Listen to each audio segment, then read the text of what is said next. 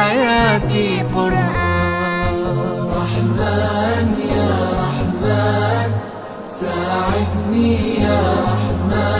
رحمن اشرح صدري قرآن املأ قلبي قرآن واسق حياتي قرآن. رحمن رحمن ساعدني يا رحمن اشرح صدري قرآن املأ قلبي قرآن واسق حياتي قرآن. لله لله يهفو آملي لله ولحفظ كتاب الله من أول بسم الله للختم وللرضوان. رحمن يا رحمن بمجيني يا رحمن أصبحي ما يدوشو نبني ما يوسيتي نوتين يا قرآن. رحمن يا رحمن ساعدني يا رحمن اشرح صدري قرآن املأ قلبي قرآن واسق حياتي قرآن. يا نور يا نور يا محكم يا تنزيل لمحمد عن جبريل من رب العرش دليل للعالم والإنسان. تكبير تكبير للحافظ وهو صغير والضاء العين قرير يحمل فجرا لينير بتلاوته الأكوان. رحمن يا رحمن بمجيني يا رحمن أصبحي ما يدوشو نبني ما يوسيتي. bisinka aan ku bilaabay wax walba la bilaabaana bisinka ugu khayr badan isagaana bashbash barwaaqo iyo baraarab lagu gaaraa. bariba bidaamin kaligi disaan waxaan bisinka lagu bilaabana baraka meeshaane qalbi idin nugul leh niyadsan sacba furan soo dhaweyn diiran iyo salaan sare ayaa idinku soo dhaweynaynaa. waa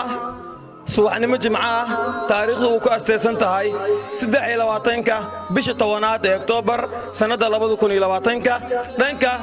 hijriyada islaamku waxay ku asteysan tahay 6 bisha 3aad ee Rabiicul Awwal ama Mawlid qof walba suu yaqaano 1442 hijriyada. waxaan halkaan u joognaa saakay oo farxad ireen aan ku wada qaadanaynaa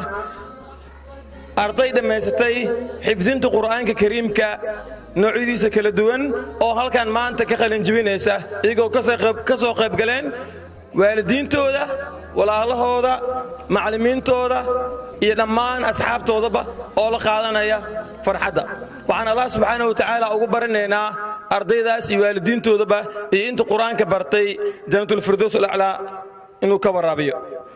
xafladda adaafuranayna wax lagu daafurto waxa ugu qeyr badan waa aayadaha quraanka kariimka qolka eebe waxayna daafuri doona Cabduqaadir Muxsin Maxamed. billahi minash shaytaanir rajiim. قد يعلم الله المعوقين منكم والقائلين لإخوانهم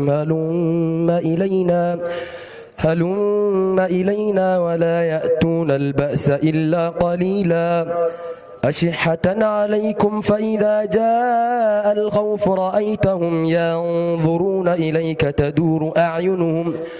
تدور أعينهم كالذي يغشى عليه من الموت فإذا ذهب الخوف سلقوكم بألسنة حداد أشحة على الخير أولئك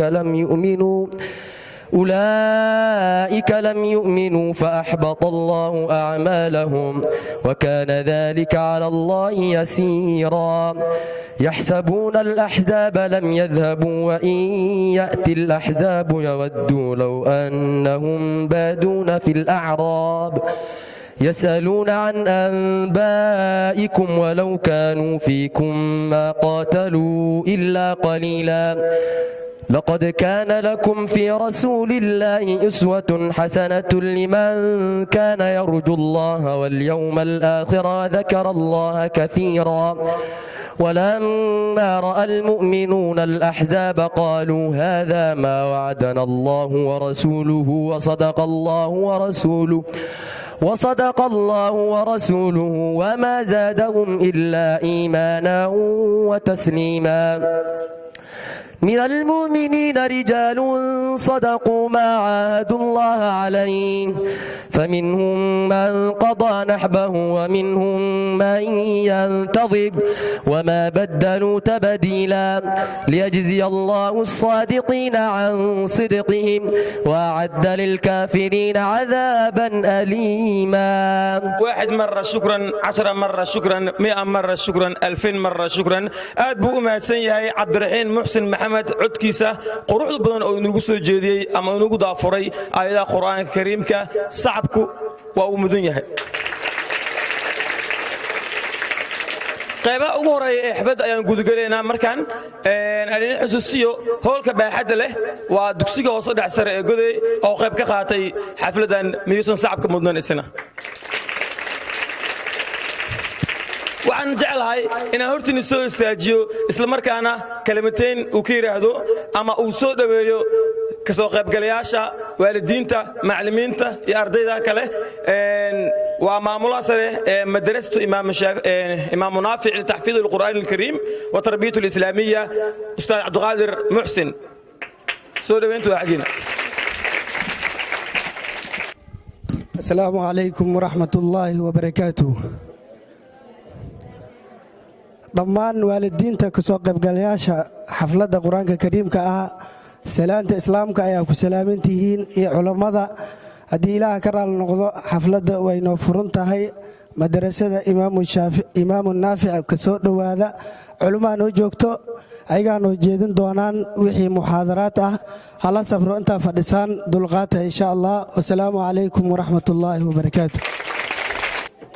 ustaad cabdiqaadir muxsin ayuu ahaa oo xafladda inuu daafurayay caadiyan xafladda waa ay daafuran tahay laga bilaabo saacadan waxaan gudageli doonaa qaybihii khudbadooyinka muxaadarooyinka la soo jeedin doonaa iyo waxyaabo kale markaana waxaan jeclahay inaan hortiina soo istaajiyo isla markaana aan ka wada bogano muxaadaro oo inuu soo jeedin doono sheekh maxamed cabdicasiis afrika waqtigeena in la ilaaliyo aad u jeclaan lahayn waayo waqtigeena wuu dheeraan karaa khudbana waa ay nagu soo fudud leedahay sheekh محمد أفريق سلو نحمده تعالى ونستعينه ونستغفره ونعوذ بالله من شرور أنفسنا ومن سيئات أعمالنا من يهده الله فلا مضل له ومن يضلل فلا هادي له وأشهد أن لا إله إلا الله وحده لا شريك له وأشهد أن محمدا عبده ورسوله صلى الله عليه وعلى آله وصحبه أجمعين وبعد أولا إلهي سبحانه وتعالى أيامها إسكاله allihii dhammaanteena nagu soo wada kulmiyey halkaani ilaahay subxaanahu wa tacaala waxaan weydiisanaynaa siduu maanta halkaan nagu soo kulmiyey dhammaanteena inuu nagu kulmiyo fii jannati alfirdows alaclaa ilaahay subxaanahu wa tacaala waxaan weydiisanaynaa khaatimadeena inuu ilaahay subxaanahu wa tacaala noo hagaajiyo waxa aan odhanayno inuu ilaahay subxaanahu wa tacaala ikhlaaskiisa inuu waafajiyo fi lqowli waalcamal haddaan intaan ugu sii baxo sidoo kale waxaan rabaa inaan u mahadnaqo macallimiinta madrasada ابن نافع جزاهم الله خير الجزاء صراحة ووح لغو فرحة وي إن مانتا دمانتينا أنكسو قيب قلنو مدرسة ابن نافع أو محالير دا أرضي فربادان كقل انجبسي حقا حفظك قرآنك ونا حبل الله ديغيو معلمين توحان لي بارك الله فيكم إلهي سبحانه وتعالى إذن بركيو ودداشين يعني ددالكينا وحان لي إلهي سبحانه وتعالى إذن كأوال مريو هورينا أصي الصعداء وحرجينينا إن شاء الله مانتا مال كاسي بدن إنه إلهي سبحانه وتعالى مدرسدينا وكسو صارو أرضيدا مانتا قلن جبنيسو إن كسي بدن با إنه إلهي سبحانه وتعالى كسو صارو أرضيدا وحن ليهي معلمينتينا كفا إذيستا ويوم حيالي معلن صبحي دوكسي يمادي إلا قلبتي كوهر فديا waa macallin kula doonaya khayr iyo wanaag kula doonaya ardayda marka waxaan ugu dardaarmayaa inay awalan macallimiintooda ay ka faa'iideystaan mar walbana macallimiintooda ay u duceeyaan inuu ilaahay subxaanahu wa tacaala wixii khayr inuu alla waafajiyo wixii sharna inuu ilaahay subxaanahu wa tacaala ka xijaabo haddaa halkaa ka sii gudbo waxaan doonayaa laba kelmad oo gaar ah oo wasiyo dardaaran ah midda kuwaad waxaan ugu dardaarmayaa ardayda madrasada ayaan ugu dardaarmayaa mid labaadna waxaan ugu dardaarmayaa waalidiintii ayaan ugu dardaarmayaa awalan waxaan leenahay ilaahay subxaanahu wa tacaala awlaadaani carruurtaani waalidiinta wuxuu dhexgeliyey gacantooda ammaanadana waxay u baahan tahay in ammaanada la ilaaliyo oo la dhowro ayay u baahan tahay ilaahay subxaanahu wa tacaala maalinta qiyaamaha waalid walba wuxuu weydiin doonaa cunigiisa waa la weydiinayaa ilmahaga wax ma bartay carruurtaada wax ma bartay ma tarbiyeysay qur'aankii ma bartay waa lagu weydiinayaa nebiga sala allahu calayh wacalaa aalihi wasalam wuxuu leeyahay kullukum raacin wa kullukum mas'uulun can raciyatih ruux walba waa raaci oo ruux walba raaci ahna waxaa la weydiinayaa raciyadiisii waa la weydiinayaa ilmahaaga waa lagu weydiin carruurtaada waa lagu weydiinayaa maanta waxaa aad iyo aad u muuqato waalidiinta inta fara badan inay ilmahoodii aad iyo aad ay u dayaceen taana waa mas-uuliyad darad wey waxaa loo baahan yahay waalidka waxaa loo baahan yahay sida ilmahaga aad ugu fikiraysid waxa ay cunayaan waxa ay cabayaan waa inaad sidoo kale aad ugu fikirtaa waxbarashadooda waa inaad ugu fikirtaa marka aan leenahay waxbarashada markaan ka hadlayno xagga maadada inuu qalbigana ku soo dhacna ma aha waxbarashada ugu muhiimsan ugu qaalisan oo waajibka kaa saaran inaad ilmahaga aad ku tarbiyayso waxa weeye waa qur'aanka wey waa diinta ilaahay subxaanahu wa tacaala waa inaad ilmahaga aad ku tarbiyaysaa waayo waxa ugu khayr badan oo la barto waxaa ugu fiican walaalayaal ee waa diinka nebiga sala allahu calayhi wacalaa aalihi wasalam wuxuu leeyahay man yurid illaahu bihi khayran yufaqihu fi diin qofkii allah subxaanahu wa tacaala ula doono khayr iyo wanaag ula doono ilaahay subxaanahu wa tacaala wuxuu fahansiiyaa diinkiisa ayuu fahansiiyaa inaad ilmahaga aad barto diinta islaamka aad barto waa shay waajib ah cunugaaga qaabkuu salaada u dukanayo tarbiyadii aad barto waa shay waajib ah idan marka waalidiinta waxaan leenahay waa inaad ku dadaashaan ihtimaamin waa inaad siisaan inay ilmihiin ay idin bartaan dugsiyada qur'aanka meelaha lagu baranayo shareecada islaamka lagu baranayo inaad ilmihiin aad ku tarbiyaysaan waa wax ilaahay subxaanahu wa tacaala oo idinku waajibiyey wey ma aha maxaa la yidhaahdaa wax mustaxabo ah ma aha maanta waalidiinta waxaan arkaynaa waxay aad iyo aad ay u daneeyaan iskuulaadka ay aad iyo aad ay u daneeyaan maadooyinka ay aad iyo aad ay u daneeyaan bal waalido waxaad isweydiisaa qabriga haddii lagu geliyo waxa lagu weydiinaya ugu horeeyo waa saddex su'aal wey waxa lagu weydiinayaa man rabbuk waxa lagu weydiinayaa maa diinuk waxa lagu weydiinayaa waman nabiyuk saddexdaas su'aal ayaa lagu weydiinayaa dee saddexdaas su'aalna dee awalan waxaa ka jawaabi kara ruuxii ilaahay subxaanahu wa tacaala sugo allah subxaanahu wa tacaala waafajiyo ayaana ka jawaabi kara laakiin waa inaad ogaataa saddexdaas su'aal waxaa ka jawaabi kara ruuxii bartay leanna waxay u baahan tahay man nebiygu barasho ayay kaa baahan tahay man rabbuk barasho ayay kaa baahan tahay maa diinukuna waxay kaa baahan tahay barasho ayay kaa baahan tahay marka waa inaad ilmahaaga waa inaad bartaa waalidiinta qaarkii waxaad arkaysaa aad iyo aad waxay u daneynayaan iskuulaadka ay aad iyo aad u daneynayaan madrasada qur'aanka aad iyo aad ayay u bahdelayaan taana waa nasiib daro taana waa sharaf xumo wey war qur'aanka waa shay ugu qaalisan oo la barto wey idan qabriga markii lagu geliyo ma lagu weydiinayo maada ma lagu weydiinayo qiyaamaha ma lagu weydiinayo maada ma lagu weydiinayo ma lagu weydiinayo what must you do if you are a student ma lagu weydiinayo sooma laakiin su'aasha ugu taal maxaa way man rabbuk wa ma diinuk wa man nabiyuk sooma waxa laga yaabaa dadka inuu ku faanaan ingiriis wiilkayga waxa way ingiriisku si fiican u yaqaana fasalka 8aad buu maraya waxa way fasalka 9aad ayuu dhigtaa iskuulkii uu dhameeyay jaamacad buu isu gudbaya waxaas ay waalidiinta ka fikirayaan war hadaad doonayso ilmahaga mustaqbalkooda inaad ka fikirto mustaqbalka xaqiiqiga waxa waaye waa aakhiro weeye waa inaad ka fikirtaa ilmahaada aakhiro xaalkooda waa inaad kaga fikirtaa taana waxaa lagu heli karaa inaad ilmahaga aad ku tarbiyayso diinta islaamka aad ku tarbiyayso tan labaad waxaan rabaa inaan ku soo qatimo ardayda waxaan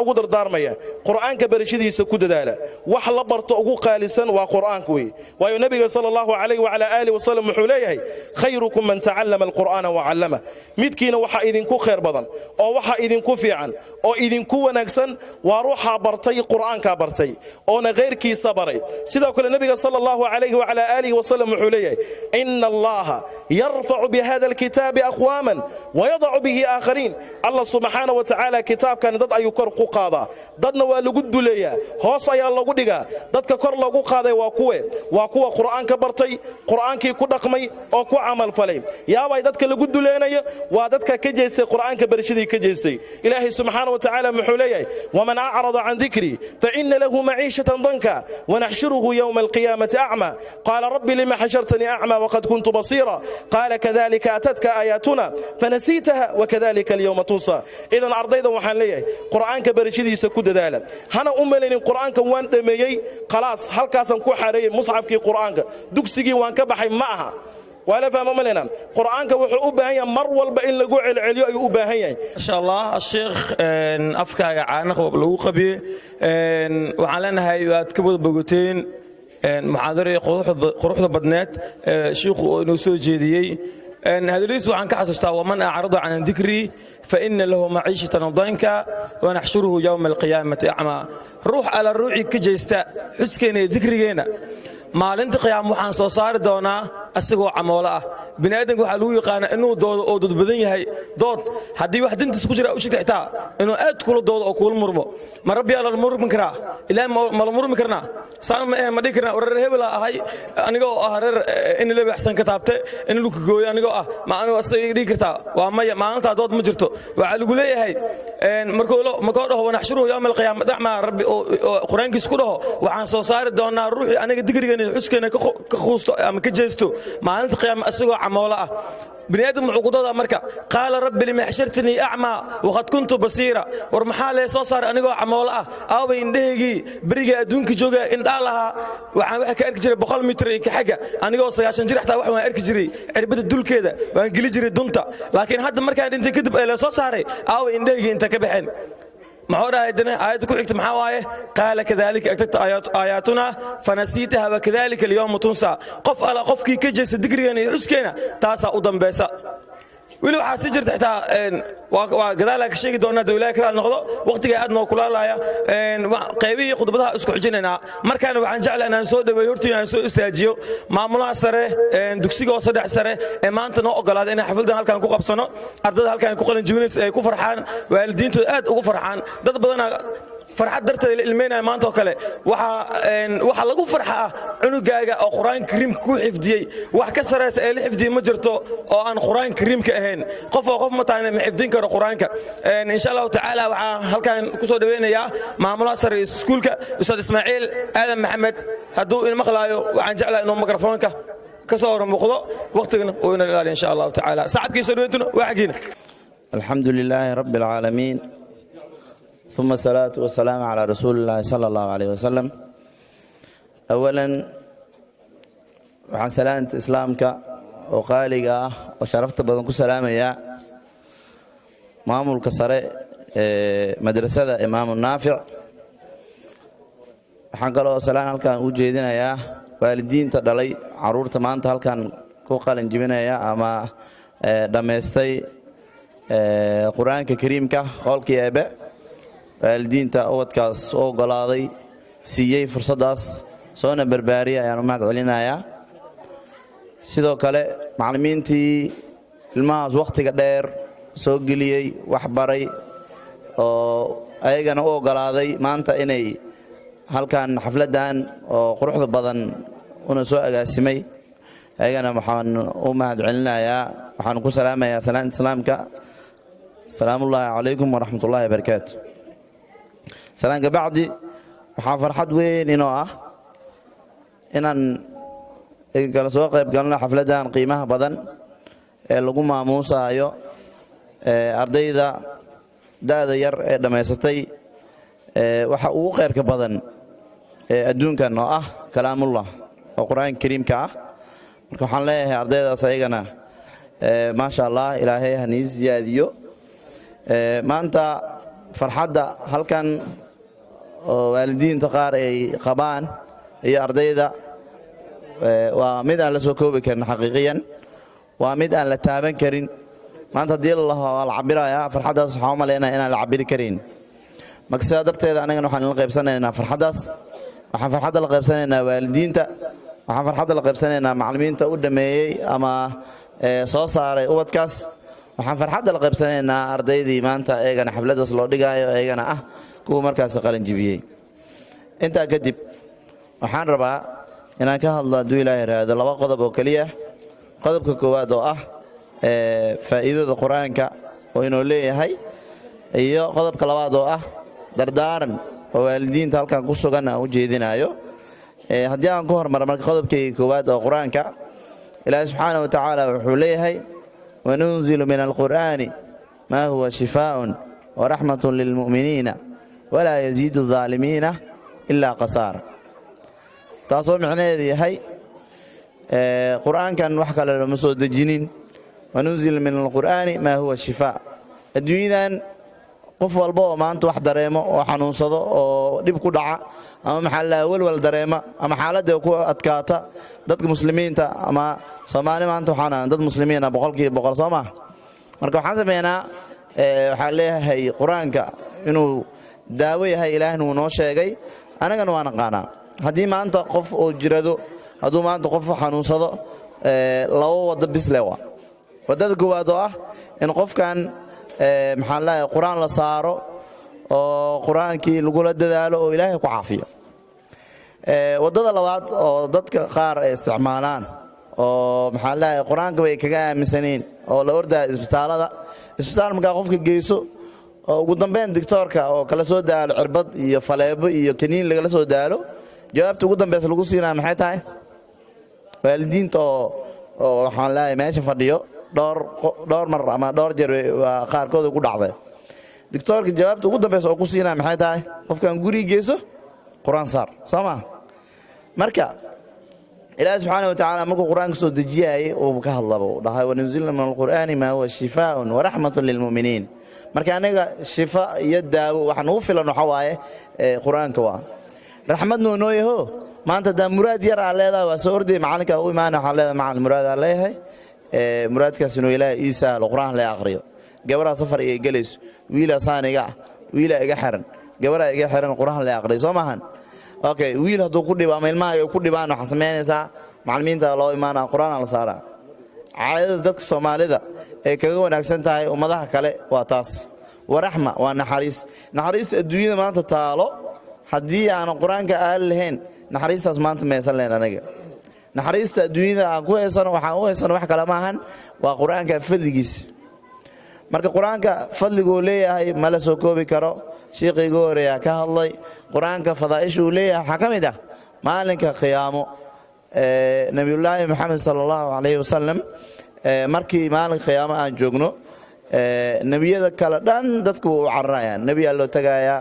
wuxuu leeyahay ilaahay anaaba maanta hadda ka hor saana sameeyay nabi Muuse loo tagaa nabi Aadam loo tagaa nabi Nuux loo tagaa ugu dambeyntii nabiyullaahi maxamed alayhi salaam ayaa loo imaanayaa isagana غير خلق الله شفاعة ummadda maalinkaas ilaahay uu bixinaayo oo ugu horeeyo ummadaha oo anaga ummadaha maanta ummadii ugu dambeeyay haddana waxaan aqaynaa ummadaha ugu horeeyay maxaan lahayn jannada galayso taas micnaheedu waxa waaye fadliga maxaan lahayn nabigeena Muhammad sallallahu alayhi wasallam uu leeyahay iyo quraankan ilaahay soo dejiyay ilaahay subhanahu wa ta'ala wuxuu soo dejiyay 4 kitaab waa injiil iyo tawreed iyo furqaan iyo waxa la soo dejiyay Soomahan anaga diinta ay sano furqaan quraankana waxa laha magaciisa mararka qaar furqaan waa lagu dhawaaqaa marka saadarteed anagu faa'iidadaas heesano oo dadkaas muslimiinta oo ogolaaday inay noqdaan dadka adduunyada ugu fadli badan adduunyada intuu ilaahay abuur waxa ugu fadli badan nabigeena maadaama nabiga ugu fadli badan yahay anagana maxaan ahaynay ummadaha ilaahay abuuray ummadda ugu fadli badan ahaynay taas horta ku bishaareysan okay haddii aan ahaynay ummadda ugu fadliga badan maxaan ku naqana marka wax kale kuma naqanin waa quraankan maanta weyneynayno xafladiisa aan ka soo qayb galnay oo wajiyada quruxda badan halkan joogay kana nagala soo qayb galeen anagana ogolaanay in aan maanta weyneyno ama xarunta dugsiyan lagu qabto aniga marka farxad weyn oo weyn ay tahay sida farxad weyn ay ugu tahay waalidiinta ubadkooda ay qalin jibinayaan marka taasina waxay ka mid tahay wanaaga oo maxaan lahayay diinteena islaamka noo dardaarmayso inaan isku maxaan lahayay garab siino waxa la isku garab siiyo waxa uu khayrka badan waxa waa in khayrka la isku caawiyo watacaawanu cala albirri wattaqwa wala tacaawanu cala al-ithmi samahan marka aniga bir iyo maxaan lahayay wanaagan isku caawinayna waalidiinta meesha ka soo qayb galay aad iyo aad u mahadsan yihiin waalidiinta meesha ka soo qayb galay oo ubadkooda u qalan jibinaya oo farxadda maanta qabana farxadooda la qaybsanayna hadduu ilaahay yaraado quraanka weynidiisa iyo maxaan lahayay kor u qaadadiisana waxa laga rabo waxa waa waalidiinta marka waxaan rabaa arrinkaas inaan hal mar racsiyo oo ah dardaarankii aan ku hormaro hal arin oo ummadda muslimiinta lagala dagaalamay waxaa jira adduunka waxa la lahayo qaswul fikr waxa la lahayo macnaha fikirka lagala dagaalamaa maanta adduunka aan joogno qof walba waa dareemi karaa waxaan haysanaa taleefanno casri ah haysanaa oo waxa ku duubanayno kaamirooyin ah haysanaa waxaan isticmaalaynaa aalado oo casri ah electronic waxaan isticmaalaynaa waxyaabo badan oo maxaan lahayay oo ay soo saareen ummado kaleeto wadamadaas soo saara waxaan ayaga keliya muu ilaahay u ogolaado inay wax soo saaraan inay ayaga keliya diyaarado samaystaan inay ayaga keliya baabuuro samaystaan inay ayaga keliya wax ay samaystaan muu ilaahay u ogolaado annaga ma nagala reebe waa maya annaga waxa ugu weyn oo aan haysano waxa waaye qur-aanka waa qur-aankana wax walbo qanaaco kaga nahna saa darteeda qur-aankii marka sidii la rabay ma loo qaatay oo sidii la rabay ma looga camal falay sidii la rabay ma loogu dhaqmaa jawaabta haddii aan si saxa oo lagu jawaabo haa miyaa mismay jawaabta haddii si sax loo fiiriyo haa ma noqon karto waa maya sababtaas marka mayada waa nagala keenay oo annaga nagama ahan maxaa yeelay ilaahi subxaana watacaala ama xadiisu qufsi aa jiro dhahaayo qof walba oo la dhalo wuxuu ku dhashaa diinta islaamka qof walba oo dhasho wuxuu ku dhashanaya diinta islaamka waa ama hooyadiisa aabihiisa ayaa gaaleynayaan marka aniga maanta dad muslimiinna waan ahnay soomaali aan ahnay boqolkiiba boqol dad muslim aan ahnay wax gaalana nuguma jire dhibka intuu ka taagan yahay dhibka wuxuu ka taagan yahay waa arignii sheegaya oo ah waxaa jira waxa la lahaayo qaswatul fikri fikirka nagala dagaalamay qisadaas anoo dhageystay ama aanu maxaa lahay akhriyey waxaan maqlay in dadka gaalada ay fikireen ilaan maxaa lahayay annaga diinta islaamka haysanaa haddii diinta islaamka si saxa u fahanno dadka muslimiinta adduunyada dhan ayaga maamulaan saa darteeda gaaladu waxay rabaan inay adduunyada ayaga maamulaan oo diyaarada ay ku socdaan oo adduunyada ay ku raaxaystaan maxaa yeelay addunya maxaan lahay jannatul kaafir wa sijnul mu'min soo ma qofka mu'minka wuxuu yahay xabsi qofka gaalkana wuxuu yahay jannadiisa waa meel uu ku raaxaysay u tahay marka qofka meel uu ku raaxaysanaa inaa ka burburis marbaasi marabiyo laakiin adi meesha aad ku raaxaysanayso adoo muslima maxaa la rabaa inuu kaa dudumiyo marka arinta qaswul fikriga rabaa wax lagala dagaalamo waxay dhaheen nimanka gaalada waxay dhaheen haddii aan rabno inaan dadka muslimiinta ka guulaysano maxaa u guulaysan karnaa waxaa la horta waxaa u guulaysan karnaa hooyooyinka muslimiinta ah ee diinta bartay ee qur-aanka bartay horta hooyooyinkaas aan samaynay dhaheen arrinka qur-aanka kala dagaalanno hadda gabar walba oo dugsi dhigato ama maxaa lahayay soo qaangaarto oo Soomaaliya joogto waxa laha ama waxa maalmahan beledku ku batay arrinka macalinka hadda ugu dambeeyay oo ka hadlayay waxa la kufsaday waxa saan la yeelay marka waxa jir wiil qaswul fikirka la sagaal dagaalamayo waxa la yiri hadii Soomaaliya waxay ku maamaada gabar wax baratay waa bulsho wax baratay gabadha hadii quraanka barato xadiiska barato oo cilmiga oo maxaa lahayay oo islaamiga dhan ay barato cunugeeda ma laga yaabaa maxaa lahayay inuu cunugaas noqdo cunug fasaad waa maya waayo odaygu waa baxa uu soo shaqeynaa laakiin hooyadii aaba macalimad cunuga macalinkiisa koowaad yaaba cunug walba meesha fadhiyo oo anaga maanta hadlayno macalinka dugsiga ilmaha wax ku baray macalinkiisa koowaad yaaba waa hooyo Soomahan ayada guri wax soo bartay marka hooyadii la dagaalamay gaaladu waxa sameeyay hooyadii la dagaalamay waxay dhaheen hooyooyinka muslimiinta iyo dadka muslimiinta quraanka inay bartaan aan ka ilaalino marka saxaala war dadka muslimiin waaye quraanka inay bartaan ma ka ilaali karno waxaan sameeynaa waxay dhaheen quraanka inay bartaan ma la ilaali karo maya okay wax sameeynaa dhaheen quraanka ha bartaan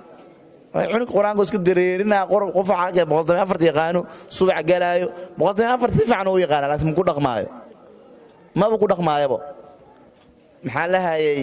qur-aanka cayduu reebayaa dilkuu reebayaa wax walba oo qofka oo maxaa lahayay oo ajnabiga cidda ajnabika ah uu sheegayaa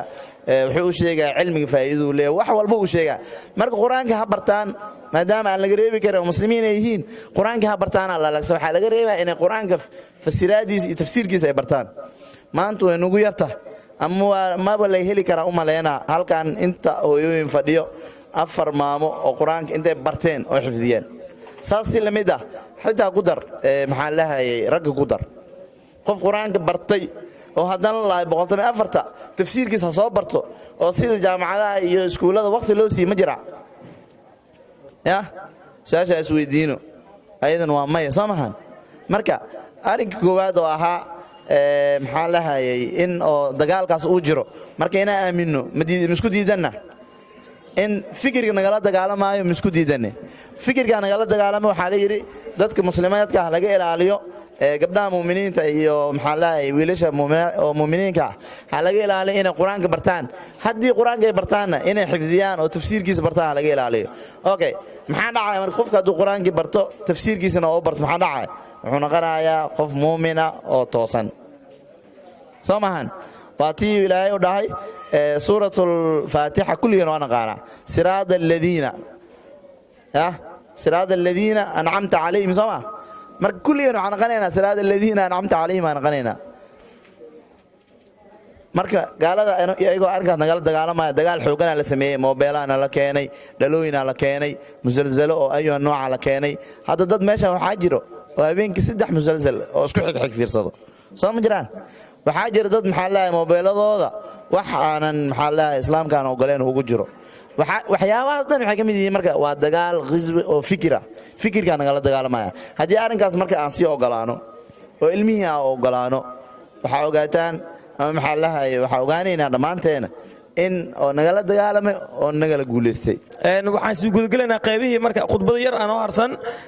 balse markaan waxaan rajaynayaa xoogoo la caajisay waxaan soo dhaweynaynaa group ay hogaaminayso Shamso Maxamed رحمن يا رحمن ساعدني يا رحمن اشرح صدري قرآن املأ قلبي قرآن في قلبي دوما يغمرني من فيض ضياء آيات المولى تدفعني نحو العليا والكون واسع في صدري أحضره أرضا وسماء يا ربي قد ملت منايا وبختم كتابك ألقى وبختم كتابك ألقى بشراك يا حافظة القرآن حين تنالي من رب الرضوان ويقال لك الخير أعلى جنان في يوم تشخص فيه العينان قرآني في قلبي دوما يغمرني من فيض ضياء آيات المولى تدفعني نحو العليا والكون واسع في صدري أحضره أرضا وسماء يا ربي قد ملت منايا وبختم كتابك ألقى وبختم كتابك ألقى يا أهل الحفاظ أذلوا لتحيوا خير الأبناء من حفظ القرآن وصاروا للأمة نورا وهدى بقلوب تشخص في فرح حمدا تكبيرا ودعاء يا رب لك القول الذي وفق من جاءك يسعى وفق من جاءك يسعى وفق من جاءك يسعى ما شاء الله ardaydaas aad ku yar ee aad ku macaan juhdiga lagu bixiyay waa dareemi kartaa qofkii waxa garada markaas dareemi karo waalidiinta dhalay ardaydaas quruxda badan ee macallimiinta soo barbaariyaybo waxaan leeyahay ajir iyo xasanad la soo koobi karin ay bahadan ka siiyo igana diinta Allah u sii fududeeyo waa arday aad u da'yar markaana qaybi khudbada ayaan soo laabo doonaa waxaan rajaynayaa inaad ka wadbooteen Shamsi iyo groupkeeda aniga waxaan islaaba Shamso markii Shamso iyo groupkeeda Shamso waa gabar xoog weyn oo isdhahay iyaga ilmaha ugu weyn laakiin isku wada mid waa iris ma sha Allah shucuurta aad u kicisa markaan waxaan rabaa inaan soo dhabeeyo Dr. Yaasiin محمود علي oo kamid ah waalidiinta martisafta ka soo qayb gashay xafladda qalinjibinta dugsiga Imaam Naafic oo maanta oo ah maalin aad u qiimo badan oo ah yawm jumca aad ugu faraxsanahay inaan kala ka soo qayb galo xafladan aad ku quruxda badan lagu qalinjibinayo ama ay ku qalinjibinayaan ilaa iyo 6 arday oo dhameysatay quraanka kariimka ee qolka eebe runtii farxadeeda lama soo koobi karo anna waxa iga sii daran caruurtii maamooyinkii aabihii dhalay oo laga dareemayo inay aad maxaan ku yiraahdaa ugu soo dadaaleen waqti iyo juhdi badan ay bixiyeen iyo maamulka guday oo gacan ka geystay in hoolkan quruxda badan lagu maamuuso xafladan iyo macallimiinta ka soo qayb gashay ee maamulka Naafic runtii ka muuqato diyaar garow aad u xoogan iyo waxaan ku iraahdaa in ardayda juhdi lagu bixiyay arday aad u yar hadana 114 aan dareemayo inay kor ka akhrin karaan runtii wax loo dhiga ma lahan waxaan leeyahay waa idin hambalyeynaya farxadan waa farxadii aad sugayseen farxadan waa farxadii waqti badan iyo qul badan idinku dhacday aan dareemayo in macalinka juhdi idinku bixiyo ee canaan badan ee ka dambeysay inaan qalin jibisaan oo heerkan soo gaarteen marka maamooyinku waxaan leeyahay aad u mahadsantihiin maamo wax loo dhiga ma lahan waxaan dareemaa maanta inuusan aaba fadhin maanta maamooyin inta badan ay fadhiyaan maxaan ku yiraahdaa aabooyinka kama muuqdaan marka hal taariikh ama laba taariikh waxaan rabaa oo goobjoog u ahaa inaan hal mar idin sheego waxaa jiray wiil oo macallin dugsi ah wiilkii wuxuu bartay quraanka kariimka 184 waxaana markaas aad u jeclaaday macallinkii dugsiga waxaa jirto macallimiinta arday ay ka helaan markay wax baraan aysan jecleen inay ka tagaan marka macallinkii markuu ninkan dugsiga dhameeyay aabiisa oo la kulmeen cunugii waxaa loo sheegay in quraanku uu dhameeyay oo rabo macallinkii inuu dugsiga ku sii haayo cunugii la sii tarbiyeeyo dan aabii wuxuu dhahay aniga hadda cunugii wax uu ii bartay 184 uu dhameeyay laakiin waxaan rabaa macallin in cunugan ii fasaxdo oo waxaan rabaa hadda lama joogo xili maxaan ku yiraahdaa dugsi oo sii fadhiyo waxaan rabaa shaqooyinkan oo gacanta inaad sii geysto marka macallinkii aad u isku xumeeyay bar uu reebo waay cunugii marka haddii cunugii macallinka wax uu baray oo macallinka loo deenin sooro uusan ka yeelan karin waxbay aad u dhib badan tahay cunugii hadda farsamo kale la geeyay quraankii ma akhrinayo quraankana waa ogtahay waxaa la yiraahdaa khooli maxaa la yiraahdaa garbaha laga hayo haddii aan la akhrinin waxa waaye waa si dhumaya marka maamooyinku waxaa leeyahay macallimiinta ardayda faraha loogu qaado si maxaan ku iraahdaa ardayda ay u noqdaan arday maanta maqaamkan ay macallimiintan ay gaareen in booskan loo bedelaan booskan hadda waxa waaye macallimiinta iiga u hayaan waqtiga ay ku bixinayaan quraanka barayaan waxay rabaan booskii iiga ay ka kacaan inay u bedelaan laakiin hadday ay dhacdo in maxaan ku yiraahdaa meel kale iyo waxyaabo kale ama aqoon ahaan ama munaasab u ahaan oo 184 oo macallinkii uu ku daalay hadan lagu ilowsiinayo wax qurux badan ma ahan macallimiinta ka soo shaqeysay xafladan quruxda badan mar labaad waxaan leeyahay hambalyo rumaysan Dr. Yaasiin qaybihii dhexaan ka sii shaqeynaa xafladda waxaan u soo shaqeynaa qaybihii dambe xafladda qalin jibinta dugsiga Imaam Naafic markaan waxaan soo dhaweynayaa Abdiqaadir Aways Sido oo asna ka hadli doona kalimateen ku aadan xafladda qalin jibinta ardayda maanta ay ku qalin jibinayaan xifdinta quraanka kariimka Abdiqaadir Aways Sido hadii aad maqlayso soo dhawow waqtigana aad buu inoo hayaa insha Allah الواحد الأحد الفرد الصمد الذي لم يلد ولم يولد ولم يكن له كفوا أحد أما بعد أولا السلام عليكم ورحمة الله تعالى وبركاته بعد التحية والتقدير سلام كدب وحا هل كان أمان قارئة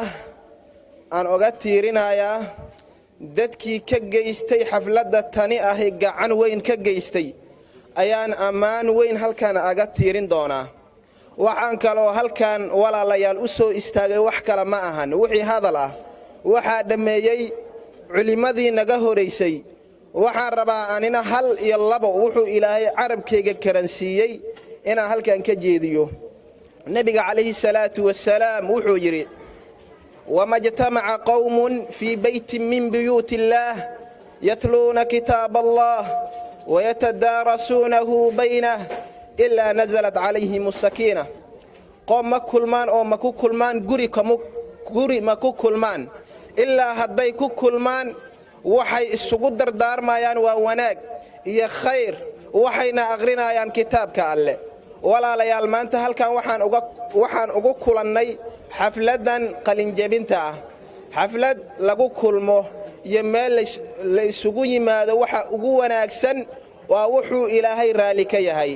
dadka qaar hadda waxay u kulmaayaan waxyaabo aan munaasib ahayn. marka walaalayaal waxa la rabaa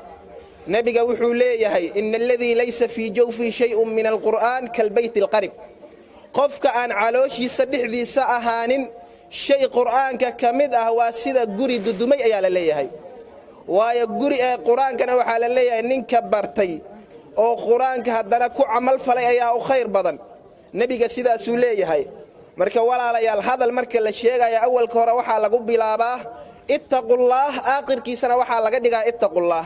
mar walbana waxaan isku dardaarmaynaa ilaahay inaan ka baqno oon ilaahay ka cabsano. waayo ifkan inta la joogaaba in yar ah. waayo dhulkan aad u jeedaan maanta aad ku dul socotaan warmaaya wuxuu leeyahay dhulkaana wuxuu leeyahay yabna aadam tamshi calaa dahri waxaad ku dul socotaa dhabarkaygaad ku socotaa fasawfa wuxuu leeyahay fasawfa caloosheedaad haddana dhix ahaanaysaa. yabna aadam tafraxu calaa dahri dhabarkaygaad ku farxaysaa dhabarkaygaad ku quslaysaa. wasawfa taxzanu fii badni يا ابن آدم تضحك على ظهري وسوف تبكي في بطني. ابن آدم ما أنت واحد كد القص ليس دشيدة بل سبرت واحد كو أويدونتا على شيدة ولا لا يلوح إنه دقي يوادلكي أن كسعني. مركب ما أنت ولا لا يلوح إسكودر دار مينا أن هل كان أسو استاغني أو حد يجير أن شيغينا وحي أهيد اتقوا الله إنا إلهي كبقنو. kelimaddaydana intaasaan ku ekeyn doonaa insha Allah biidhnillaahi alkariim. dadaal fara badan hala muujiyo. ardaydii quraanka dhameysay waxa laga rabaa quraanka way barteen wayna xifdiyeen waxa laga rabaa micnihiisii inay bartaan. waayo micnihii haddii aysan baranin waa sida dameer dusha malab laga saaray. muxuu ka ogyahay inay wax macaan saaran yihiin ma oga. marka haddeertan way dadaaleen in badan sanooyin amba 2 sano ayay fadhiyeen dugsiga. waxaa laga rabaa inta ay fadhiyeen in la mid ah haddana quraankii inay juhdi geliyaan micnihiisii inay fahmaan. 10 مرة شكرا 100 مرة شكرا حتى 2000 مرة شكرا. شيخ عبد القادر أوي سيدو أبد وما سنتا وأنا كأي ما تعلنا قابك وعن وقتنا أدنى إلا لسي قوي دم برنامج كان كسيس قينا مركان وعن جعل هاي سيدو هراك له جروبكii shamsi hogaaminayay oo kale group lamid ah aan rabnaa inaan soo istaajino qaban qaabayaashu waxaan jeclaa inay groupkaas diyaariyaan si masrax ay u soo istaagaan. groupkaas waxa hogaaminaya Cabdiqaadir gaab aa lagu soo koobay kule iyaguna aan aragno sacabkii soo dhaweentuna dawaxgiina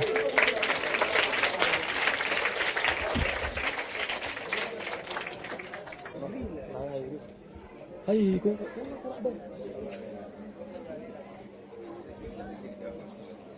مع الغدر استنى جيس الحق مروان هذا القاب الحق مسامر باب anagoo ka socna madrasatul imaam naafic waxaan soo jeedi doonaa nashiido qamaruun qamaruun qamaruun وجميل سيدنا النبي وجميل وكف المصطفى كالورد نادي وعطره يبقى إذا مست أيادي وكف المصطفى كالورد نادي وعطره يبقى إذا مست أيادي وعم نوالها كل العباد وعم نوالها كل العباد وعم نوالها كل العباد حبيب الله يا خير البرايا قمرون قمرون قمر سيدنا النبي قمرون وجميل وجميل وجميل سيدنا النبي وجميل ولا ظل له بل كانوا نورا تنال الشمس منه والبدورا ولا ظل له بل كان نورا تنال الشمس منه والبدورا ولم يكن الهدى لولا ظهورا ولم يكن الهدى لولا ظهورا ولم يكن الهدى لولا ظهورا وكل الكون نار بنورا طه قمرون قمرون قمر سيدنا النبي قمرون وجميل وجميل وجميل سيدنا النبي وجميل صدق الله العظيم haddana aad u qurux badan haddana si aad ah oo qurux badan loo barbaariyay runtii waxaan sii dhaho baan kulli Allah idin barakeeyo Allah idin dhaafo mar kalena sacabka loo raacayo ayaan leeyahay waayahay gabagabada xafladda ayaan ku sii shaqeynaa khudbada yar ayaa inoo harsan markaan waxaan jeclahay inaan soo dhaweeyo weli mid ka mid ah waalidiinta ardayda halkaan ay ugu qalin jabinayso oo dhanka aabayaasha ka socdo waa Sakariye Jeelaani sacabka iyo soo dhaweentuna waa xagina السلام عليكم ورحمة الله وبركاته الحمد لله رب العالمين والدين تماشي اسكوغو إماتي حلفدا ما شاء الله تبارك الله وأيدين وذا السلام يا وحيدينكم سلام يا سلامة مسلم كاه مر لبعض مرسد حاد السلام عليكم ورحمة الله وبركاته ما أنت آدي أدبن أفرح سنة هاي wiilkayga maxamed amiin ayaa halkan ma sha Allah ku qalin jibiyay iyo wiilal fara badan oo ani waalidiin aan u ahay ma sha Allah farxadeeda lama soo koobi karo alxamdulillah farxada waxaan jeclahay waalidiinta iyo walaalaheen oo dhan iyo macallimiinta ma sha Allah ku soo dadaalay inay nagala qayb qaataan ma sha Allah nin walba oo uudkiisa ma sha Allah si farxad loo barbaariya wuu ku farxayaa wuu soo dhabaynayaa ma sha Allah macallinkeen Ilaahay subhanahu wa ta'ala Allah barakeeyo Ilaahay subhanahu wa ta'ala sidoo awlaadan u xifdiyay aseen Allah u xifdiyo maalinta qiyaama Ilaahay subhanahu wa ta'ala ajri ahsanad Allah ka siiyo ma sha Allah awlaad hadii la barbaariyo oo quraanka lagu barbaariyo sidaan oo kale naqanayaan sidaan oo kale u farxayaan sidaan oo kale waalidiinta ugu farxayaan waxaan jeclahay ciyaalka kale arday oo ka dambeeyaan inay ku daydaan sidaan oo kale ayagana ma sha Allah ayagana xalfad loogu qaban qaabiyo ayagana sidaan oo kale loo macnaha loo dhiga xalfad ma sha Allah tabarakallah mar walba waan faraxsanahay waan faraxsanaan doonaa alxamdulillah rabbil alamin Ilaahay bi xaqiisa ka ahaatay farxadan maanta saan u balaaran maanta oo jumca ah oo maalin farxad ah xalfadiyo farxad ah dadkii oo dhan wada faraxsan ma sha Allah waalidiinta waa idin salaamay mar labaad iyo mar saddexaad assalaamu alaykum wa rahmatullahi wa barakaatuh Sakariye waxa uu meelna farxad inay ka tahay mas'uulin mikrofoonka cabsan laakiin waxa u badan tahay wiilkiisa oo maanta quraanka xifdiyay inuu aad ugu farxsan yahay marka waxaan leeyahay hambalyo adiga wiilkaaga ba Allah idin barakeeyo iyo dhammaan waalidiinta ardayda ay u qalin jabinayso Allah wada barakeeyo sheekadii hadaa qofka ahlul naarka ah waxaan ahnay bini'aadamku oo hadal badan yahay oo dood badan yahay haday waxaan ahnay rabbi oo aan maxaa indha lahayn jiray marka adduunka joogay waxa kale oo jirto aayad kale oo ku cabaadaan ahlul naarka oo Ilaahay orahay us ha ila hadlina naarta hoos si gala ka waran Ilaahay doo ku dhaw waa qofka ugu dambeeyay ee naxariis iyo wax la weydiisay lahay waa qofka ugu dambeeyay us ha ila hadlina naarta hoos si gala maxay leeyihiin rabbana akhrijna minha fa in udna fa inna zalimun Ilaahayow naga saar maanta le bes maanta le naga saar mar kale muu naqsanayne يا ما أنت لا ومرة وحين سؤال منه هذه لصغر سوجي وماشى لقوط ورماشى لشيء كرين جهنم لقوط ورواي عليه ربنا أخرجنا منها فإن عدنا فإنا ظالمون ربي وانا يسار ما أنت لا مركل الملاونين نحتاج بالله ولا مركل الملاونين إلهي معولي أسنه قال اقسأوا فيها ولا تكلمون هوس سيقلا هن إلى هذلنا ويلو على سيعباد هذه النار تلسيقلا حتى على سيعباد عليه وعليين أهل النار وعيان كو أهل الجنة وحينها يان ونادى أصحاب النار أصحاب الجنة أن أفيضوا علينا من الماء أو مما رزقهم الله كو أهل الجنة ورميان دونك أنا إسل جوجن أنا محارفات كان نقلي إذنكم محاجنة إذن قليي وعليها أن كرك نبيك صوشوا أن أفيضوا علينا من الماء كرك نبيك صوشوا أو مسه مما رزقكم الله إلهي إذن سيا أو إذنكم أرزاقي أنا كان واحد نجسيا قاسكوا عليهن إذنك مركي أن شيء جر أن دي جر ورسالات الدكتور قرآنك آخرية عروتين قرآنك برا دين هلا راعوا وكم مشقوشين أنا قالك دين تيار عني إلهي أساسا نوكرام بي جنة الفردوس الأعلى إلهي هنقدر أمانتنا أمد المسلمين تا ركي دمر بقى عرور عرالة واللي جبر دمان جنة الفردوس الأعلى الله نجورابيه والدينتنا كور أنت يكون الله حفظه الله أنا حريسته أنت دبت الله كخاضه أنت عافمات أباهن أو حنوسن عافمات تام على سيو أنت كربدا يسكربدا على كفيدو أنت كربدا يسكربدا على كفيدو أنت دلنيرو جور حلال على أسهله أنت أسرة مؤمنات كالله وناجيو دين الله نو أرزقه قرآنك الله نبره دين إلهي سبحانه وتعالى كبير راعة قعنت مدو كقبصة كورنا وقال الله نقديكو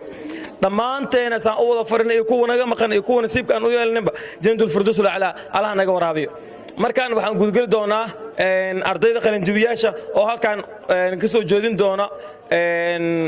أنا أمانو آخرين دونا قرآن سيان أورا عسنا وحي أي برتين معلمين تودون أي برين والدين تودون أو جوجك كيين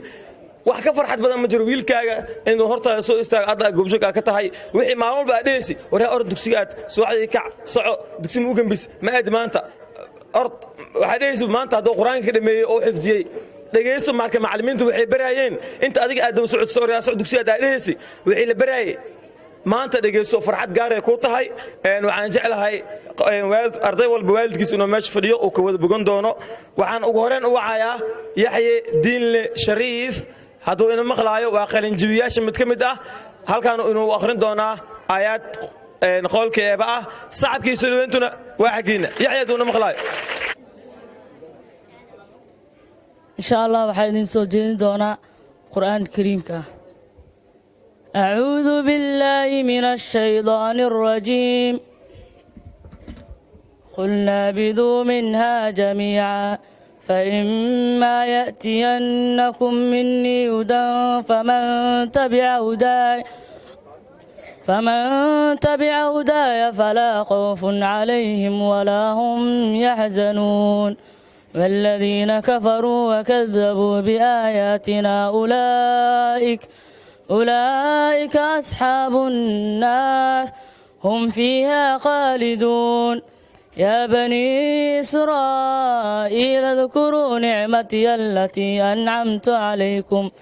أنعمت عليكم وأوفوا بعهدي أوف بعهدكم وإياي فارهبون وآمنوا بما أنزلت مصدقا لما معكم ولا تكونوا أول كافر به ولا تشتروا بآياتي ثمنا قليلا وإياي فاتقون ولا تلبسوا الحق بالباطل وتكتموا الحق وأنتم تعلمون وأقيموا الصلاة وآتوا الزكاة واركعوا مع الراكعين أتأمرون الناس بالبر وتنسون أنفسكم وأنتم تتلون الكتاب أفلا تعقلون واستعينوا بالصبر والصلاة وإنها لكبيرة إلا على الخاشعين الذين يظنون أنهم ملاقو ربهم وأنهم إليه راجعون يا بني إسرائيل اذكروا نعمتي التي أنعمت عليكم وأني فضلتكم على العالمين واتقوا يوما لا تجزي نفس عن نفس شيئا ولا يقبل منها شفاعة ولا يؤخذ منها عدل ولا هم ينصرون صدق الله العظيم. الرجيم مثلهم كمثل الذي استوقد نارا فلما أضاءت ما حوله ذهب الله بنورهم وتركهم في ظلمات لا يبصرون ثم بكم عمي فهم لا يرجعون أو كسيب من السماء فيه ظلمات ورعد وبرق يجعلون أصابعهم في آذانهم من الصواعق حذر الموت والله محيط بالكافرين يكاد البرق يقذف أبصارهم كلما أضاء لهم مشوا فيه وإذا أظلم عليهم قاموا ولو شاء الله لذهب بسمعهم وأبصارهم إن الله على كل شيء قدير. بسم الله الرحمن الرحيم وإذ قال موسى لقومه اذكروا نعمة الله عليكم إذا أنجاكم من آل فرعون يصومونكم سوء العذاب ويذبحون أبناءكم ويستحيون نساءكم وفي ذلكم بلاء من ربكم عظيم وإذ تأذن ربكم لئن شكرتم لأزيدنكم ولئن كفرتم إن عذابي لشديد وقال موسى إن تكفروا أنتم ومن في الأرض جميعا فإن الله لغني حميد ألم يأتكم نبأ الذين من قبلكم قوم نوح وعاد وثمود والذين من بعدهم لا يعلمهم إلا الله جاءتهم رسلهم بالبينات فردوا أيديهم في أفواههم وقالوا إنا كفرنا بما أرسلتم به وإنا لفي شك مما تدعوننا إليه مريب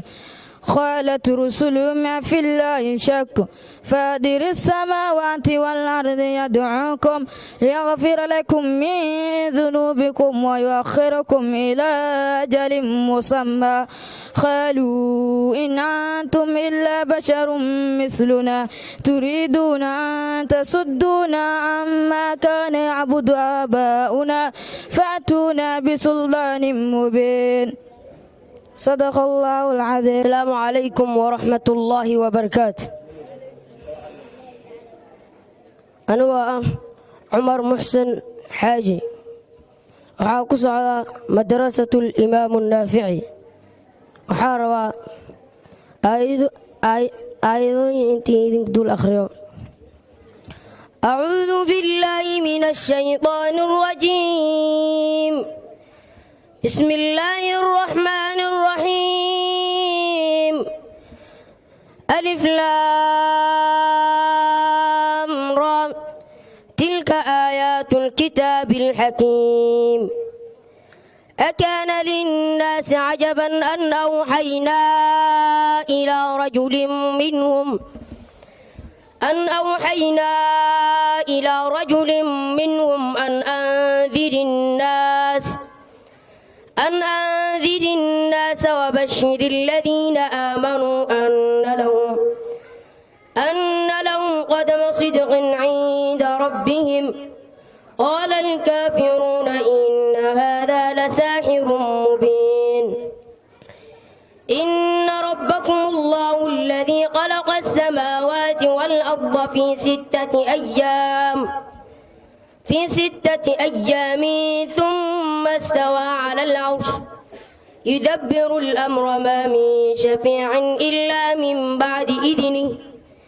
ذلكم الله ربكم فاعبدوه أفلا تذكرون إليه مرجعكم جميعا وعد الله حقا إنه يبدأ الخلق ثم يعيده ليجزي الذين آمنوا وعملوا الصالحات بالقسط والذين كفروا لهم شراب من حميم وعذاب أليم بما كانوا يكفرون هو الذي جعل الشمس ضياء والقمر نورا وقدره منازل لتعلموا عدد السنين والحساب ما خلق الله ذلك إلا بالحق يفصل الآيات لقوم يعلمون إن في اختلاف الليل والنهار وما خلق الله في السماوات والأرض لآيات لقوم يتقون. ما شاء الله.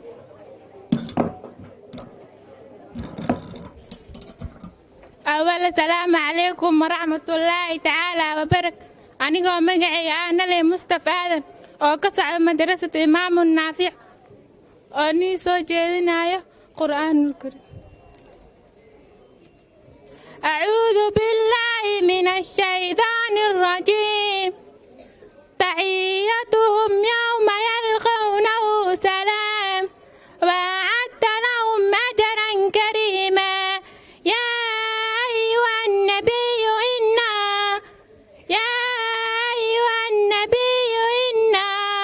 أرسلناك شاهدا ومبشرا ونذيرا وداعيا إلى الله بإذنه وسراجا منير وبشر المؤمنين بأن لهم من الله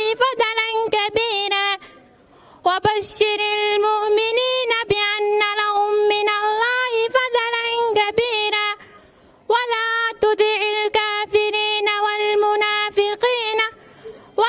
تطع الكافرين والمنافقين ودع أطاعهم وتوكل على الله وكفى بالله وكيلا يا أيها الذين آمنوا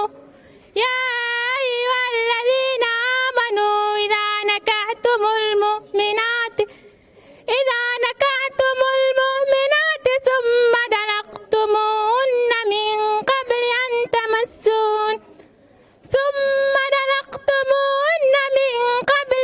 تمسوهن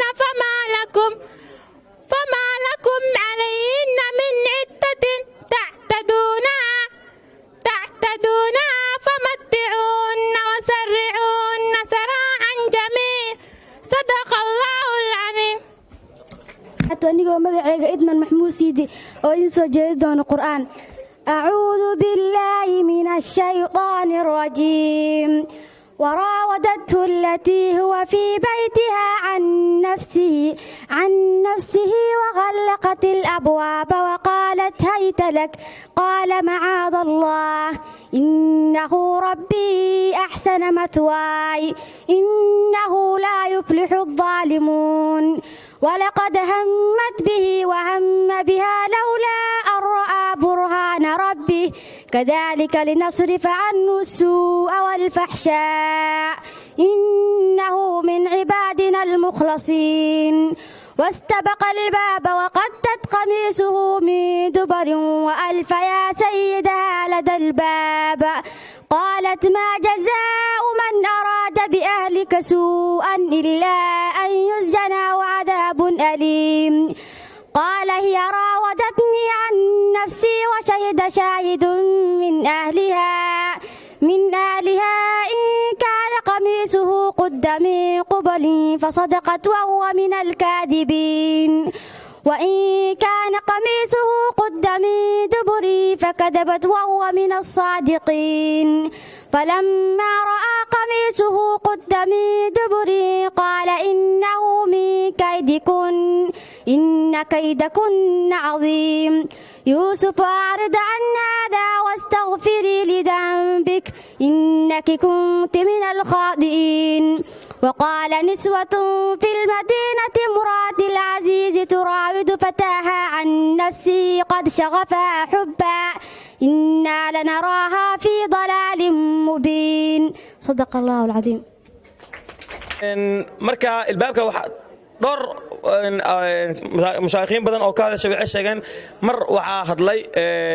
cunug yar oo meeshaas gabar halkaas joogtay dhabta ku heysay oo dhahay haddii khamiiskiisu dhanka gadaal uu ka jeexan yahay ida aan been sheegtay isaga run sheegay hadduu min qubulin qaybta hore uu ka jeexan yahayna asiga been sheegay ida run sheegtay marka aad bay u mahadsan tahay qeyrada ee na gelisay idman maxamuud sidow dhammaanteenaba yaqiinta Allah nagu arsuqo diinteennana Allah na fahamsiiyo guntii gabagabadii barnaamijka aynu isla soo gaarnay iyadoo shahaado bixintu ay noo dhiman tahay insha Allah taala maamulaha madrasadan uu hadli doono markaan laakiin waxaan soo dhaweynayaa mid ka mid ah ka soo qaybgalayaasha aadna u soo dhow dugsiga imaam naafic wallahi wa barakaatu dhammaan waa salaamantihiin marti sharafta macallimiinta maamulayaasha iyo weliba inta ka soo qayb gashay ugu horeen waxaanu mahad celinaynaa ardayda ka qalin jabisay maasha Allah horta qof sidiisaba juuda lagu dhuminin sidii heerka laga rabo ma gaaro taadi kale intaan heerkan hadda gaarsiisan inta ka dambaysan waxaan rajaynaynaa sanadka xiga hadduu ilaahay maaha oo dhihin insha Allah inaan gaarno ma aha muhiimadeeda inaa wax sii jeediyo balse anashiid ayaa idinku talgalay dhageysi haboon la ilaha illa allah la ilaha illa allah la ilaha illa allah لا إله إلا الله محمد رسول الله محمد رسول الله محمد رسول الله صلى الله عليه وسلم الخالق made the oceans, rivers, lakes, wizard ray, bad the wakes, ocean mason, bad the ass, baris is name. La ilaha illallah. لا إله إلا الله لا إله إلا الله لا إله إلا الله محمد رسول الله محمد رسول الله محمد رسول الله صلى الله عليه وسلم There is no kija among us, but they are in the scene. Tatasna sin wadwanda, brazen can be unasi. La ilaha illallah. La ilaha illallah. La ilaha illallah. لا إله إلا الله محمد رسول الله محمد رسول الله محمد رسول الله صلى الله عليه وسلم Dictayo is a saying Chua love maintain rock the life of this way Asa asala wala do the same La ilaha illallah لا إله إلا الله لا إله إلا الله لا إله إلا الله محمد رسول الله محمد رسول الله محمد رسول الله صلى الله عليه وسلم qalin jibinta dugsiga imaam naafic ay ku qalin jibinayaan lix arday maanta oo taariikhda ku beegantahay in idin xusuusiye waa 6da bisha 3aad ee Rabiul Awwal ama mawlid qof walbo soo u yaqaan 1442 hijriyada islaamka danka kale waxay ku aastaysan tahay 23 bisha 10aad ee Oktoobar sanada 2020 waa maalin xusuus mudan waa maalin farxad mudan waa maalin qiimo badan waa maalin taariikhdu baaldahba ay ka gali doonto waa maalin waalidiin badan ay xus doonaan waa maalin macallimiin badan ay aad u xusuusan doonaan waa maalin sanad walba 6da bisha Rabiul Awwal saano kale la xasuusan doono waa maalin arday badan ee sheegi doonaan maanta kale waa maalintii ay qalin jibinay waalidiin badan ay dhigi doonaan maanta kale waa maalintii cunugay quraanka uu xifdiyay maalintii xafladiisa aan ka qayb galay insha Allah taala markaan waxaan gabagabada xafladda isla soo gaarnay khudbadda ugu dambaysa la soo jeedin doonaa waxaana hadli doono maamulaha dugsiga imaam naafic ustaad cabdiqaadir muxsin soo dhawow sacabkii soo dhaweyntina waa xaggiina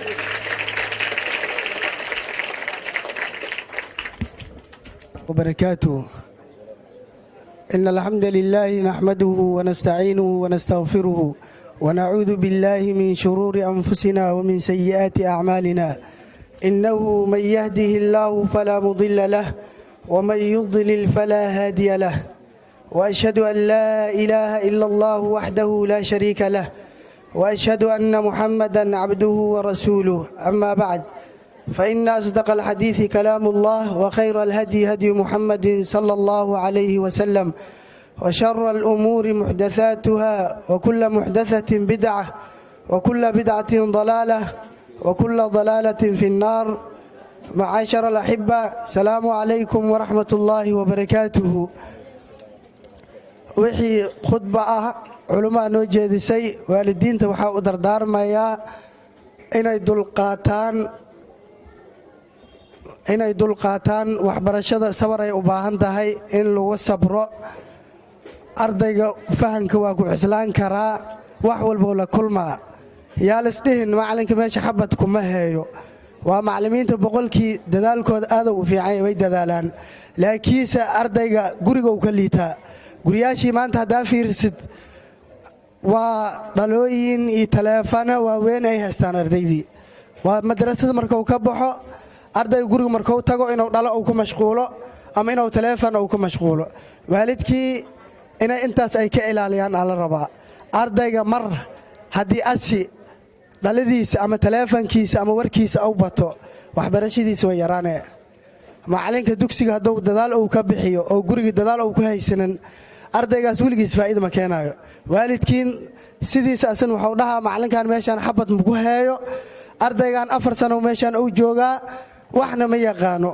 macallimiinta ma aha cilidaas. waa waalidka waxaa laga rabaa ardaygiisa inuu la socdo. guriga markuu imaado casharka intee mare intee lagu soo qoray inaad dhahdida laga rabaa. haddaad aa ka warhaynin oo waqti aa ahaynin oo ardaygii inaad soo istaajid meel hebel akhri aad dhahdid oo intuu mashquulayn adi aa ka warhaynin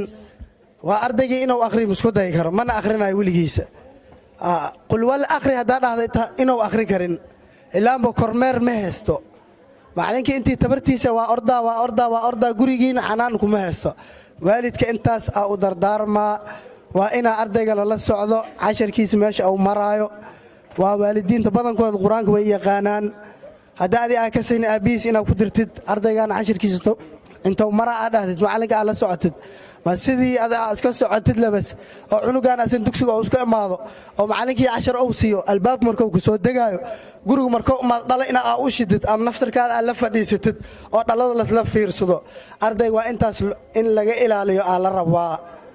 waalidiinta intaas aa u soo dardaarmaya wixii wacdi waani ah culumaa noo sheegtay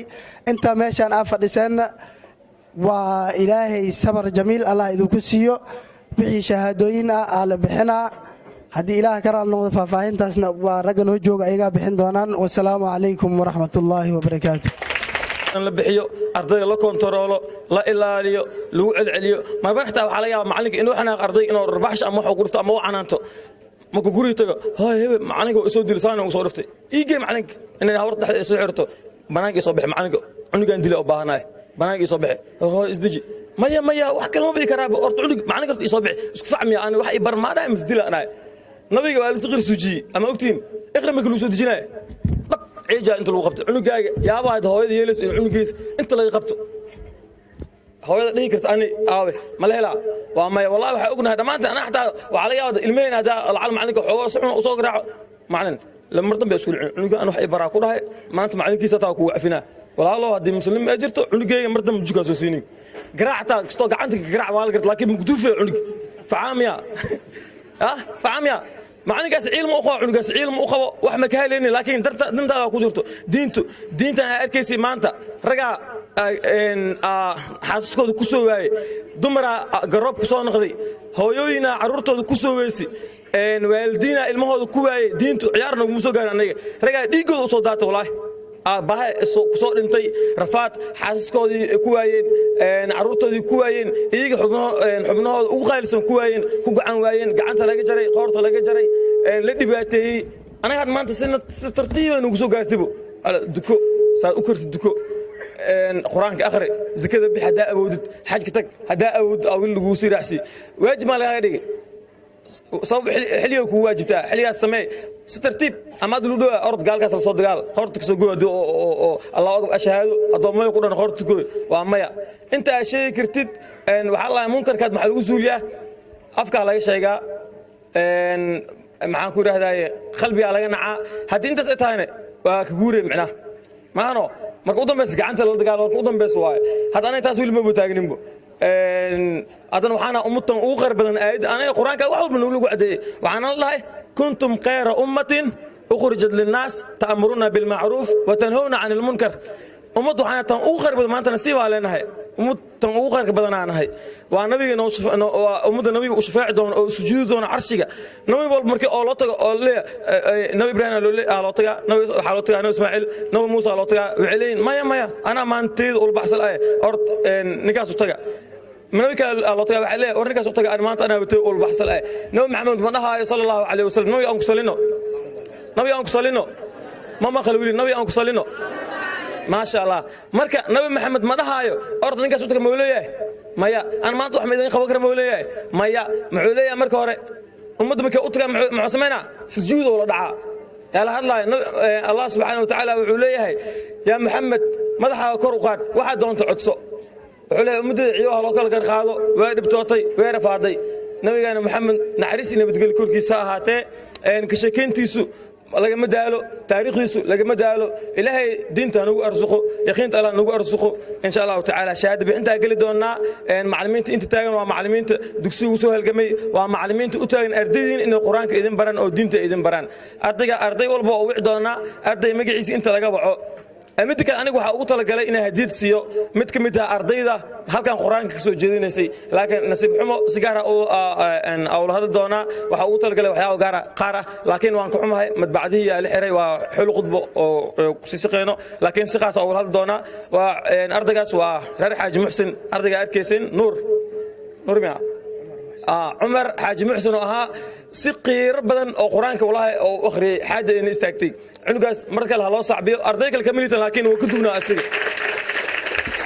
سيد دير ودير تجي ميكروفون كأوقف صدي قرآن كأكل دقي وسان عادي أو عن الحقير كرين ما شاء الله الله بركيه إن شاء الله تعالى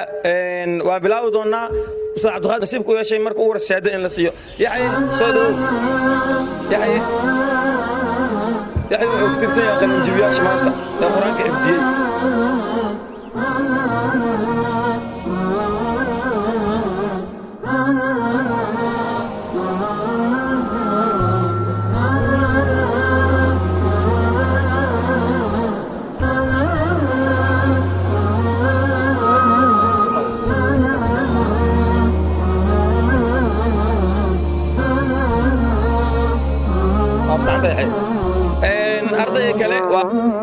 رحمن يا رحمن ساعدني يا رحمن اشرح صدري قرآن املأ قلبي قرآن واسق حياتي قرآن رحمن يا رحمن ساعدني يا رحمن اشرح صدري قرآن املأ قلبي قرآن واسق حياتي قرآن رحمن ساعدني يا رحمن اشرح صدري قرآن املأ قلبي قرآن واسق حياتي قرآن لله يهفو آملي لله ولحفظ كتاب الله من أول بسم الله للختم وللرضوان رحمن يا رحمن ضمجني يا رحمن رحلة الشتاء والصيف فليعود بلد الذي أطال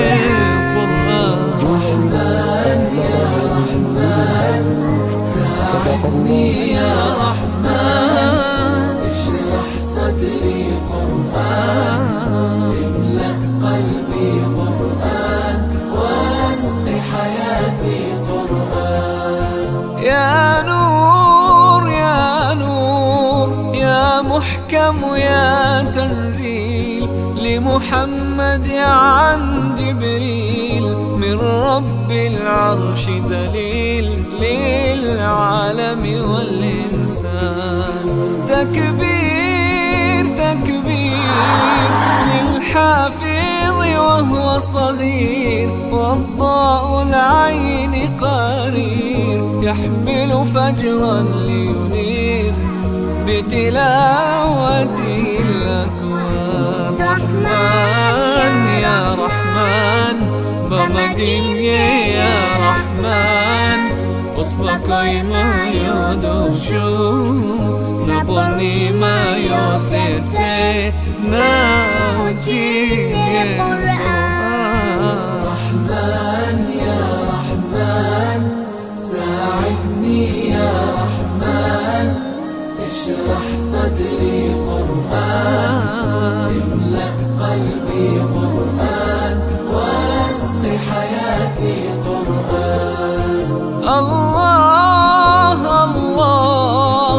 اللهم اجمعنا بكتابك وانفعنا واجعله لنا حصنا وهدنا أبدا وأمانا